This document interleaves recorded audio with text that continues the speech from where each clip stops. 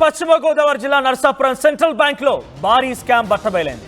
ఒక చనిపోయిన వ్యక్తి పైన 4 కోట్ల రూపాయల రుణాన్ని అందించింది ఆ సదరు బ్యాంక్. వారసులు ఒక్కసారిగా బ్యాంక్ వెళ్లడంతో ఈ యొక్క భారీ మోసం వెలుగులోకి వచ్చింది. 2020లోనే వడ్డీ కాసు అనే వ్యక్తి మరణించాడు. అయితే 2024లో వడ్డీ కాసుల పేరు పైన నకిలీ డాక్యుమెంట్ సృష్టించారు కొందరు మోసగాలు. ఇక వేములదివిలోని 19 ఎకరాల రొయ్యల చెరువు పైన రుణం తీసుకున్నారు. 4 కోట్ల రుణాన్ని కొట్టేశారు కూనపరెడ్డి ప్రసాద్, చంద్రశేఖర్ అనేటువంటి వ్యక్తులు. అయితే చెరువు యజమానులు బ్యాంకులో రుణం కోసం వెళ్ళగా ఈ భారీ మోసం వెళ్ళలోకి వచ్చింది. బ్యాంక్ మేనేజర్ ప్రకాష్ నిలదీశారు. చెరువు యజమానులు రూల్స్ ప్రకారమే రుణం మంజూరు చేస్తామని బదులిచ్చారు. గత అర్ధరాత్రి వరకు కూడా బ్యాంక్ ముందు హైటెన్షన్ నెలకొంది. ఏకంగా వడ్డీ కాసులైనటువంటి ఒక వ్యక్తి 2020లోనే మరణించాడు ఆయన. ఆ తర్వాత 2024లో ఆయనకున్నటువంటి 19 ఎకరాల రొయ్యల చెరువు పైన ప్రస్తుతం కొంతమంది వ్యక్తులు ఇద్దరు కూడా ఫేక్ డాక్యుమెంట్స్ ని క్రియేట్ చేసి దాని ఆధారితంగా 4 కోట్ల రూపాయలని రుణాన్ని తీసుకొచ్చుకున్నారట. సో ప్రస్తుతం అక్కడ తన వారసులు ఈ చెరువు పైన లోన్ తీసుకొచ్చుకునేందుకు ఆశ్రయించగా అసలు మోసం బయటపడింది. ఒకసారి అక్కడ కూనపరెడ్డి ప్రసాద్, ఆ తర్వాత చంద్రశేఖర్ ఇద్దరు కూడా ఈ భారీ మోసానికి తెరలేపినట్టుగా తెలుస్తోంది. 4 కోట్ల రూపాయల రుణాన్ని ఈ ఇద్దరు కొట్టేసినట్టుగా తెలుస్తోంది. ప్రస్తుతం రాత్రి హైటెన్షన్ నెలకొని బ్యాంక్ ముంగట వారసులు పెద్ద ఎత్తున ఆందోళన చేపట్టారు. బ్యాంక్ మేనేజర్ నిలదీశారు. కానీ తను చేసిన తప్పే లేదు, తను కరెక్ట్ గానే చేశానని చెప్పానని చెప్తున్నాడు. అన్ని రుజువు చేసుకున్నాకే, అన్ని చూసుకున్నాకే లోన్ ఇచ్చానని చెప్తున్నారు. ఒకసారి నిన్న ఎటువంటి హైటెన్షన్ కూడా చూద్దాం. నిన్న ఆ సెంట్రల్ బ్యాంక్ లో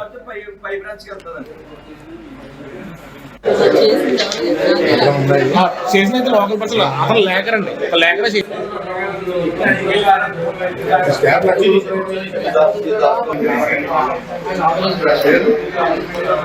ఇది ఎవరిదంటే పలానా పలానా అన్నారు, ప్లీజ్ రాయంత అన్నారండి, రాయించారు. మనం దాని తగ్గట్టుగా కొట్టాల సెక్యూరిటీ ఇచ్చాను నేను.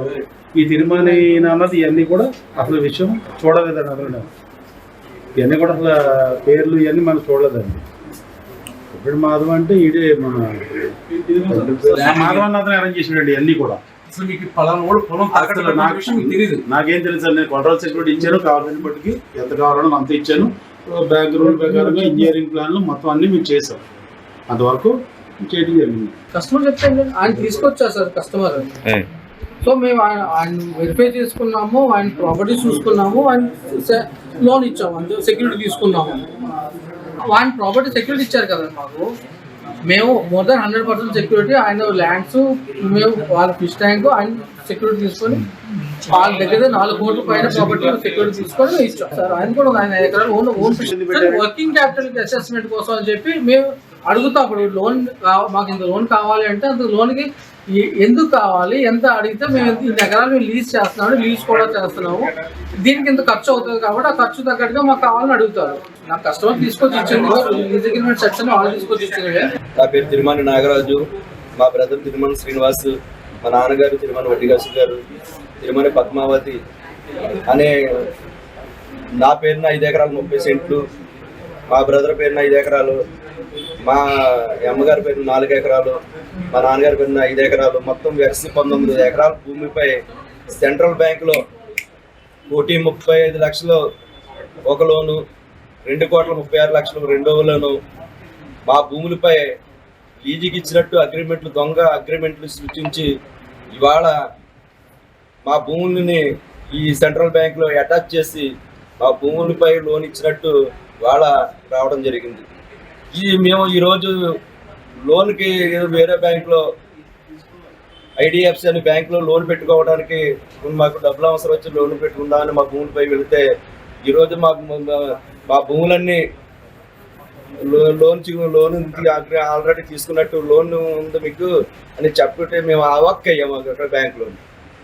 ఏంటి మా పేరు బ్యాంక్ లోన్ తీసుకుంటాం ఏంటంటే పలానా బ్యాంకులో సెంట్రల్ బ్యాంకులో 1,35,00,000 ఒకటి, 2,36,00,000 మీకు బ్యాంక్ మీ పేరుని లోన్లు ఉన్నాయని ఆల్రెడీ చెప్పాడనే మాకు ఒక్క నిమిషంలో మాకు ఏం చేయాలో మాకు ఆలోచన పట్టలేదు. వెంటనే సెంట్రల్ బ్యాంక్ మేనేజర్ గారి దగ్గరికి వచ్చి సంప్రదిస్తే మమ్మల్ని ఎవరిని సంప్రదించకుండా ఎవరో పేరుని మా నాన్నగారి పేరు 2020లో మా నాన్నగారు చనిపోతే 2024లో ఈ ఫేక్ డాక్యుమెంట్స్ ఇవన్నీ సృష్టించి ఒక విఆర్ఓ గారు, ఫీల్డ్ అసిస్టెంట్ వీళ్ళందరూ సర్టిఫికేట్లు సృష్టించి వాళ్ళ 2,36,00,000 మా అమ్మగారి పేరు మా నాన్నగారి పేరు లోన్ చేయడం జరిగింది. ఎన్నో 5 ఎకరాల పొలం పట్టుకెళ్ళి ఒక 5 లక్షల లోన్ కావాలంటే నీ సివిల్ బాగోలేదు, నీకు ఐటీఆర్ లేదు, లేదా నీ పొలం ఎక్కడ, నీ ఆస్తి ఎక్కడ, నువ్వేం చేస్తావు, ఇవన్నీ 1,00,000 ప్రశ్నలు వేసి వాళ్ళ ఒక 5 లక్షలు 10 లక్షలు లోన్ ఇవ్వడానికి అనేక ఇబ్బందులు పెడుతున్నారు బ్యాంక్ వాళ్ళు. ఈ సెంట్రల్ బ్యాంక్ అనేది కేంద్ర బ్యాంకు. ఒక మేనేజరు ఒక ప్రాబ్లంతో మేనేజర్ ఫ్రాడ్తో ఇవాళ ఇంత దుష్కరం చేశారు. అదేవిధంగా ఇటువంటి అనేక సర్టిఫికేట్ సృష్టించి అనేక రకాలుగా ఇంకా ఎన్నో అతను ఈ బ్యాంకులో అనేక కోట్లాది రూపాయల లోన్లు జరిగాయని మేము ఇక్కడికి వస్తే కనపడుతుంది.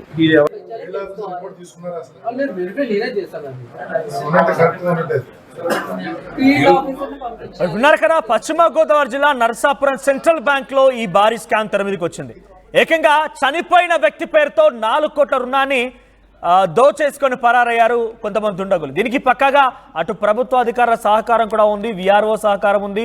అందరూ కూడా ఈ డాక్యుమెంట్స్ని ఫేక్ చేసి 2020లో ఆ వ్యక్తి చనిపోతే 2024లో అగ్రిమెంట్లు చేసుకున్నట్టుగా దస్తావేజులు క్రియేట్ చేసి వాటిని ఆధారితంగా ఏకంగా బ్యాంకులో తనఖా పెట్టి 4 కోట్ల రూపాయల రుణాన్ని పట్టుకొని పరారయ్యారు. సో ప్రస్తుతం వారి విషయంలో కుమారులు ఎవరైతే ఉన్నారో, వారసులు ఉన్నారో వారంతా కూడా వెళ్ళిపోయి ఆ వారసులు మళ్ళీ తిరిగి ఇంకో చోట లోన్ తీసుకొచ్చుకుందాం వెళ్ళేసరికల్లా మీకు ఆల్రెడీ లోన్ ఉంది, 4 కోట్ల రూపాయల లోన్ని మీరు సెంట్రల్ బ్యాంక్ నుంచి తీసుకున్నారన్నట్టుగా ఆ సదరు ఐడిఎఫ్సి బ్యాంక్ చెప్పగా అప్పుడు వచ్చి సెంట్రల్ బ్యాంక్ అడిగితే అవును మా దగ్గరికి వాళ్ళు దస్తావేజులతో వచ్చారు, ఇచ్చామన్నట్టుగా చాలా అసంబద్ధంగా సమాధానం చెప్తున్నట్టు అర్థమవుతోంది. సో అక్కడ 4 కోట్ల రూపాయల రుణాన్ని తీసుకుని కొట్టేసిన వ్యక్తులు కూనపరెడ్డి ప్రసాద్, చంద్రశేఖర్గా ప్రస్తుతం వాళ్ళ పేర్లు తెలుస్తున్నాయి. మరిన్ని అప్డేట్స్ మా ప్రతినిధి మనోజ్ అందిస్తారు. ఎస్ మనోజ్, సో ఏంటి ఏం జరిగింది అక్కడ? వెస్ట్ గోదావరికి సంబంధించినటువంటి ఈ నరసాపురంలో సెంట్రల్ బ్యాంక్లో చాలా పెద్ద స్కామ్ ఇది. 4 కోట్ల రూపాయల స్కామ్ అంటే మామూలు విషయం ఏం కాదు. అంత ఈజీగా ఎటువంటి విచారణ చేయకుండా, ఫీల్డ్ వెరిఫికేషన్ చేయకుండా, బౌండరీస్ చూడకుండా, నిజాలు తెలుసుకోకుండా 4 కోట్ల రూపాయలు ఇచ్చారంటే అందులో మేనేజర్ హస్తం కూడా ఉందా, ఇంకెవరి హస్తం ఉంది? Thank you Manoj. నరసాపురం కేంద్రంగా సెంట్రల్ బ్యాంక్ కి సంబంధించి భారీ రుణ కుంభకోణం అయితే బయటపడింది. వాస్తవానికి నరసాపురం నియోజకవర్గంలో వేములదేవి ప్రాంతంలో ఎక్కువగా ఆక్వా చెరువులు పెంపకం సాగుతుంది. అయితే ఈ ఆక్వా చెరువులకు సంబంధించి 19 ఎకరాల భూమి ఏదైతే ఉందో ఆ భూమికి సంబంధించి నకిలీ పత్రాలను సృష్టించారు. ఈ సృష్టించిన తర్వాత సెంట్రల్ బ్యాంకు వచ్చి దాదాపు కోనపరెడ్డి ప్రసాద్ మరియు చంద్రశేఖర్లు అనే 2 వ్యక్తులు దాదాపు 4 కోట్ల మేర రుణం తీసుకున్నారు. అయితే వాస్తవంగా ఎవరైతే ఈ భూమి ఉందో అసలైన యజమానులు తిరుమాని శ్రీనివాసరావు, నాగరాజు, వీరిద్దరూ కూడా అన్నదమ్ములు. గతంలో వీరి తండ్రి బ్రతుకుండగా వీరిద్దరికి కూడా వాటాలు సమానంగా పనిచేస్తారు. అయితే దీనికి సంబంధించి తిరుమాని శ్రీనివాసరావు, నాగరాజు వీరిద్దరూ కూడా వీరి యొక్క భూమి అంటే ఇది ఏదైతే రొయ్యల చెరువు ఆక్వా భూమి ఉందో దీనికి సంబంధించి తీసుకుని వెళ్లి ఆక్వాకు సంబంధించి రుణం పొందేందుకు ఐడిఎఫ్సి బ్యాంక్ కి వెళ్లారు నరసాపురం పట్టణంలో. వెళ్ళిన తర్వాత బ్యాంక్ యజమానులు మీ పేరిట 4 కోట్ల రుణం ఆల్రెడీ సెంట్రల్ బ్యాంక్ లో ఉంది కాబట్టి మేము ఇక్కడ లోన్ ఇవ్వలేమంటూ కూడా వారు బ్యాంక్ సిబ్బంది అయితే జవాబిచ్చారు. వెంటనే అవాక్కు తిన్న ఈ శ్రీనివాసరావు మరియు నాగరాజులు ఒక్కసారిగా తమ బంధువులను గ్రామస్తులను తీసుకుని సెంట్రల్ బ్యాంకు గత రాత్రి 5 గంటల ప్రాంతంలో వచ్చారు. అంతేకాకుండా వెంటనే టౌన్ పోలీస్ స్టేషన్ లో కేసు కూడా నమోదు చేశారు. వెంటనే అక్కడికి ఒకటైన టౌన్ ఎస్ఐలు కూడా అక్కడికి చేరుకుని బ్యాంక్ మేనేజర్ తో మాట్లాడిన పరిస్థితి నెలకొంది. అయితే వాస్తవంగా ఈ శ్రీనివాసరావు, నాగరాజులు ఇద్దరు ఎవరైతే ఉన్నారో వీరి తండ్రి వడ్డీ కాసులు తిను గత 2020లో కరోనా టైంలో మరణించారు. అయితే ఇక్కడ ఆశ్చర్యకరమైన విషయం ఏంటంటే 2024లో ఈ లోన్ పొందినప్పుడు తన తండ్రి సంతకంతో నకిలీ ఫోర్జరీ సంతకాలు పెట్టి తన తండ్రి పేరట దాదాపు ఈ లోన్ అంతా తీసుకున్నట్లయితే తెలిసింది. అయితే మా తండ్రి 2020లో చనిపోతే 2024లో మా తండ్రి పేరు మీద ఫోర్జరీ సంతకాలు పెట్టి లోన్ ఎలా మంజూరు చేస్తారంటూ కూడా ఈ శ్రీనివాసు, నాగరాజు ఇద్దరు కూడా బ్యాంక్ మేనేజర్ పై మాట్లాడిన పరిస్థితి. అయితే బ్యాంక్ మేనేజర్ మాత్రం ఒకటే చెప్తున్నారు, అన్ని పక్కాగా ఉండబట్టే మేము లోన్ ఇచ్చాము అని కూడా బ్యాంక్ మేనేజర్ అయితే జవాబు దాటవేస్తున్న పరిస్థితి. అయితే హుటాహుటిన ఎవరైతే లోన్ పొందారో అంటే ఈ కోనపరెడ్డి ప్రసాద్ చంద్రశేఖర్లో గతం రాత్రి ఇద్దరిని పిలిచారు. అయితే చంద్రశేఖర్ అక్కడికి రాలేదు, కోనపరెడ్డి ప్రసాద్ అయితే అక్కడికి వచ్చారు. అయితే మీరు మా పేరిట మా నకిలీ పత్రాలు సృష్టించుకొని మీరు ఎలా లోన్ తీసుకుంటారని ఈ నాగరాజు శ్రీనివాసులు ఇద్దరు కూడా ఈ చంద్రశేఖర్ ను ఈ ప్రసాద్ ను అయితే అడిగారు. అయితే నేను లోన్ పొందింది కేవలం నాకు సంబంధించిన భూమితో మాత్రమే నేను లోన్ పొందాను, అంతే తప్ప నాకు సంబంధించి నాకు అసలు ఈ నకిలీ పత్రాలకు సంబంధించి ఎక్కడ నాకు తెలియదంటూ కూడా ప్రసాద్ అయితే చెప్తున్నారు. అయితే మీకు మధ్యవర్తిగా వ్యవహరించిన ఒక వ్యక్తి ఉన్నారు, వీరి ఇద్దరికి అంటే లోన్ పొందిన శ్రీనివాసరావు నాగరాజు ఎవరైతే ఉన్నారో అసలైన భూ యజమానులు వీరు. లోన్ పొందిన వాళ్ళు ఎవరైతే ఉన్నారో నకిలీ పత్రాలు పెట్టి ప్రసాద్ చంద్రశేఖర్ వీరిద్దరికి లోన్ ఇప్పించిన వ్యక్తి మధ్యవర్తి ఒకరు ఉన్నారు, అతని పేరు కొప్పినీడి మాధవ్. ఈ మాధవ్ ఎవరైతే ఉన్నారో తను ఈ విధంగా నకిలీ డాక్యుమెంట్లు సృష్టించి చంద్రశేఖర్ అనే వ్యక్తికి దాదాపు 2 కోట్ల మేర లోన్ ఇప్పించినట్టే తెలుస్తుంది. ఇదంతా కూడా బ్యాంకు సిబ్బంది, ఇటు కొప్పినీడి మాధవ్, చంద్రశేఖర్ వీరు ముగ్గురు కలిసి చేసినట్లుగా అయితే అనుమానిస్తున్నారు. అయితే కొప్పినీడి మాధవ్ ఎవరైతే ఉన్నారో మధ్యవర్తిగా వ్యవహరించిన వ్యక్తి గతంలో కూడా ఈ విధంగా చేసినట్లయితే అనుమానిస్తున్నారు. ప్రస్తుతం అయితే ఈ విధంగా చేసినందుకు నకిలీ పత్రాలు సృష్టించి చంద్రశేఖర్ కు లోన్ ఇప్పించిన కారణంగా బ్యాంక్ యజమానులతో బ్యాంక్ సిబ్బందితో పాటు మాధవ్ కు పర్సంటేజ్లు కూడా నడిచినట్లయితే సమాచారం. దాదాపు 4 కోట్ల మేర ఈ భారీ కుంభకోణం బయటపడింది కాబట్టి ప్రస్తుతం చంద్రశేఖర్ అయితే అందుబాటులో రాలేదు, మాధవ్ కూడా పరారీలో ఉన్నారు. అయితే వీరిద్దరూ పోలీసులు కానీ వీరు పట్టుకుంటే మిగిలిన విషయాలు కూడా బయటకు వచ్చే అవకాశం ఉంది. ప్రస్తుతం అయితే చంద్రశేఖర్ ప్రసాద్ అనే ఒక వ్యక్తి మాత్రమే అందుబాటులో ఉన్నారు. బ్యాంక్ మేనేజర్ కూడా అతని మాటల్లో వాస్తవం లేకపోవడంతో బ్యాంక్ మేనేజర్ అయితే పోలీసులు విచారిస్తున్నారు. ప్రస్తుతం ఆయన పోలీస్ స్టేషన్ లో ఉన్నారు. నాగరాజుకు శ్రీనివాసుకు ఇద్దరికి న్యాయం చేస్తామని అయితే పోలీసులు అయితే చెప్తున్న పరిస్థితి. దాదాపు నకిలీ పత్రాలు సృష్టించి జిల్లా వ్యాప్తంగా మొదటిసారిగా 4 కోట్ల మేర కుంభకోణం జరిగింది కాబట్టి ఇంత పెద్ద వ్యవహారాన్ని నడిపిన కేవలం ఒకే వ్యక్తి మాధవ్ మధ్యవర్తిగా వ్యవహరించాడు కాబట్టి మాధవ్ ఇప్పుడే ఈ విధంగా చేశాడా లేకపోతే గతంలో కూడా ఈ విధంగా ఎవరికైనా లోన్ ఇప్పించాడా అన్నది అయితే తెలియాల్సి ఉంది. దీని అంతటికీ గల కారణం ఇటు బ్యాంకు సిబ్బంది మరియు మాధవ్ వీరిద్దరికీ కూడా పర్సంటేజ్లు భారీగా నడిచాయి కాబట్టి దాదాపు బ్యాంక్ సిబ్బందిని విచారిస్తున్నారు. ఇటు మాధవ్ పరారీలో ఉన్నాడు కాబట్టి పోలీసులు ఇతనిపై దర్యాప్తు కూడా వేగవంతం చేశారు.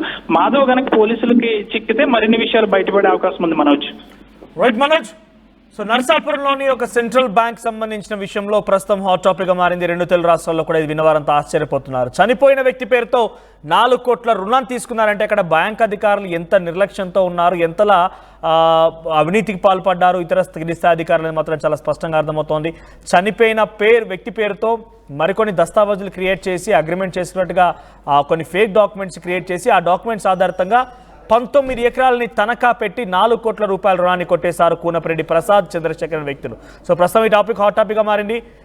బ్యాంక్ అధికార నిర్లక్ష్యము, బ్యాంక్ అధికారుల యొక్క అవినీతి, అటు కింది స్థాయి విఆర్ఓ విఆర్ఏ స్థాయి అధికారుల యొక్క అవినీతి మొత్తం కూడా చాలా సుస్పష్టంగా కనబడుతోంది. ప్రస్తుతం వారసులు తమకు లోన్ కావాలని వీరు ఒక బ్యాంక్ దగ్గరికి చేరిన తర్వాత ఆల్రెడీ మీరు లోన్ తీసుకున్నారంటూ ఆ బ్యాంక్ వారు చెప్పడంతో ఆశ్చర్యపోయారు. చనిపోయిన వ్యక్తికి లోన్ ఎలా ఇచ్చారంటూ అడిగిన నేపథ్యంలో బ్యాంక్ అధికారులు మాత్రం మాకు అన్ని రకాలుగా అందుబాటులో ఉన్నాయి, అన్ని రకాలుగా దస్తావేజులు ఉన్నాయి, డాక్యుమెంట్స్ ఉన్నాయి కాబట్టి మేము వారికి లోన్ ఇచ్చామంటూ కూడా అసంబద్ధంగా సమాధానం చెప్పినట్టు అర్థమవుతుంది. సో మీకేమనిపిస్తుంది ఈ విషయం అయిన తర్వాత నిజంగా ఇటువంటి ఘటనలు చోటు చేసుకున్న మీరు ఎప్పుడైనా ఇటువంటిదే ఫేస్ చేసి ఉన్నారు? నాకు కొన్ని మనం జనరల్గా చూస్తే మాత్రం ఎలక్షన్ సందర్భంలో, అది పంచాయతీ ఎలక్షన్లో అయితే కొన్ని సందర్భాల్లో మనం దీన్ని పర్టికులర్గా ఎక్కడ ఏంటి అని చెప్పకపోయినప్పటికీ కూడా చనిపోయిన వ్యక్తులకు వచ్చి ఓట్లేస్తూ ఉంటారు. నిజానికి తర్వాత చూస్తూ ఉంటే ఓటేశారంటే ఆ ఓటేశారని చెప్తూ ఉంటారు. అంటే కొంత అటువంటి సిచ్యువేషన్లో కొంత దొంగ ఓట్లు లాంటివి కూడా వస్తూ ఉంటాయి. కానీ ఇక్కడ ఏకంగా లోనే ఇచ్చారు 4 కోట్ల రూపాయలని అర్థం చేసుకోండి ఎటువంటి పరిస్థితి నెలకొంది. ఒకసారి మళ్ళీ వారు ఏం మాట్లాడుతున్నారు చూడండి. రాత్రంతా ఒక హై టెన్షన్ నెలకొంది. సో మీకేమనిపిస్తోంది? మీరు ఎప్పుడైనా ఎటువంటిది ఫేస్ చేశారా? ఏదైనా తప్పుడు ఆధారాలు లేకపోతే బ్యాంక్ అధికారుల దగ్గర, ప్రభుత్వ అధికారుల దగ్గర తప్పుడు ఆధారాలు, తప్పుడు ధృవపత్రాలు ఫేస్ చేసే సిచ్యువేషన్ ఉందా? మీ అభిప్రాయాన్ని కామెంట్ చేయండి.